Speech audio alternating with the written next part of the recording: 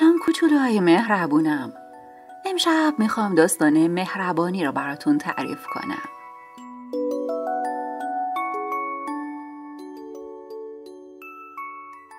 مهربانی.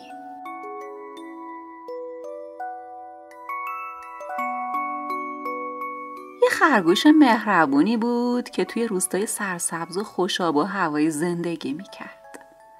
یه روز صبح خرگوش تصمیم گرفت که مزرعه بره و برای ناهارش چند تا هویج بچینه و با اون یه سوپ خوشمزه بپزه.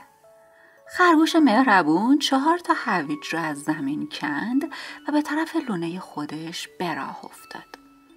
تو مسیر برگشتن موش رو دید. موش به خرگوش مهربون سلام کرد و گفت خرگوش جون، بچه‌ام گرسنه هستن، میتونی یکی از هویجات رو من بدی تا غذا درست کنم؟ خرگوشم با مهربونی یه هویج خوش رنگ رو به موش داد. موش ازش تشکر کرد و رفت. حالا 3 تا هویج دیگه برای خرگوش مهربون باقی مونده بود. خرگوش که داشت از در خونه خوک رد میشد، خوک رو دید. خوک به خرگوش مهربون سلام کرد و گفت خرگوش مهربون، داشتم میرفتم مزرعه تا هویج بچینم. بچه‌ام خیلی هویج دوست دارن، ولی از صبح کار کردم و خستم. ممکنه که از هویجات رو من بدی؟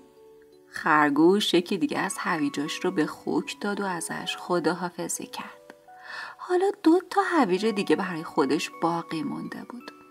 این دفعه خرگوش مهربون اردک عینکی رو دید.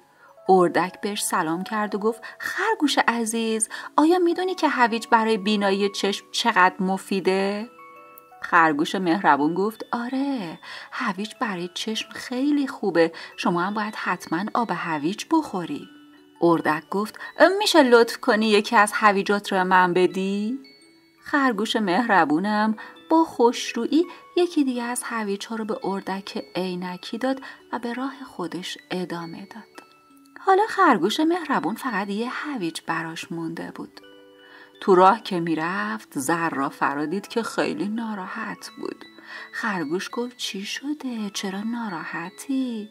زرافه گفت بچم سرما خورد و مریضه، نمیدونم چی کار کنم. خرگوش مهربون گفت بیا این هویج رو بهت میدم، باهاش سوپ درست کن تا بچت بخور و حالش خوب بشه. زرافه که خیلی خوشحال شده بود هویج رو گرفت و تشکر کرد و رفت. خرگوش خسته و گرسنه به لونه رسید. هیچ هویجی برای خودش باقی نمونده بود. با خودش فکر کرد که برای نهار چه غذایی بپزه که یه دفعه صدای در لونه بلند شد. خرگوش مهربون پرسید کیه در میزنه؟ یه صدایی از پشت در گفت سلام، منم موش، میشه در رو باز کنی؟ خرگوش مهربون وقتی در رو باز کرد با تعجب دوستاش شدید که موش، خوک، اردک و زرافه اومدن لونش مهمونی. خوک گفت امروز هویجات رو به ما دادی، ما هم با هویجات غذا پختیم و برات آوردیم تا با هم غذا بخوریم. خرگوش که خیلی خوشحال شده بود دوستاش رو به داخل لونه دعوت کرد و پرسید چه غذایی پختین؟ زرافه گفت سوپ هویج پختیم. همه با هم دور میز نشستن و سوپ خوردن و اون روز خیلی بهشون خوش گذشت.